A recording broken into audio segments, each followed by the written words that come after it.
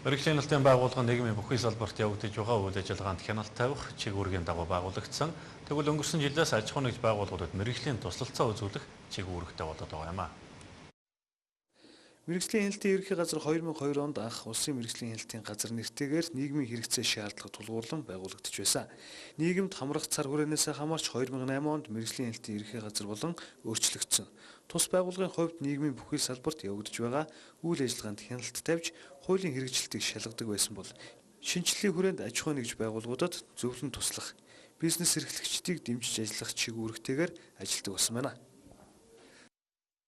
2010 оноос эхлэж мэргэжлийн хяналтын байгууллагын шинжилгээний бодлого явж ирсэн байгаа. 2013 оноос эхлээд маш их эрчимтэй явж байгаа, хурдтай явж байна гэж хэлж болохоор байгаа. За энэний нэгэн хэсэг нь болох зөвлөн туслах үйлчилгээг 2013 онд хийж хэрэгжүүлж эхэлсэн.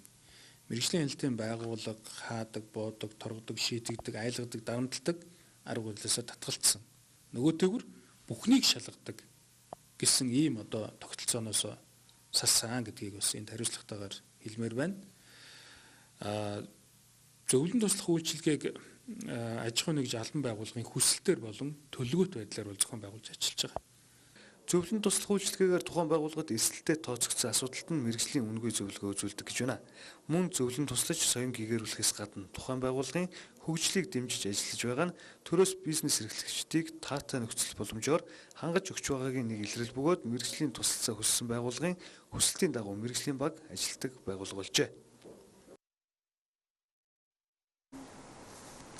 Иргэний нисхийн ерөнхий газар нь Монгол Улсын иргэний нисхийн тухай хуулиар олгогдсон эрхийн дагуу төрөөс иргэний нисхийн талаар зайлшгүй хэрэгжүүлэх чигүүрэг үйлчилгээг хэрэгжүүлэн ажилдаг засгийн газрын хэрэгжүүлэгчийг хяндлага. Тус байгууллага нь нисхийн болоод нисхийн аюулгүй ажиллагааны хяналт зохицуулалт хийх, нисхийн хөдөлгөөний удирдлага үйлчилгээ, холбоо навигацийн техник тоног төхөөрөмжийн үйлчилгээ, нисхийн мэдээлэл хангалтын үйлчилгээ үзүүлэх, иргэний нисхийн үйлчилгээ, за нисэх буудлах газрын тусгай үйлчилгээ үзүүлэх үүрэгтэй. Иргэний нисхийн ерөнхий газар нь 1957 онд агаарын харилцааны газар нэртэйгээр батлан хамгаалах яамны харьяанд байгуулагдсан. 1980-аас 1989 онуудад иргэний агаарын тээврийг удирдах ерөнхий газар хэмээн бүгд найрамдах Монгол ард улсын сайд нарын зөвлөлд харьяалагдах болсон. 1989 онд тус агентлаг нь зам тээврийн яамны харьяанд очиж Мятын нэгэн хэсэг болж ажиллах болжээ. 1992 онд Мятаас салж зам тээврийн газарт агаарын харилцааны газар болж өөрчлөгдсөн байна.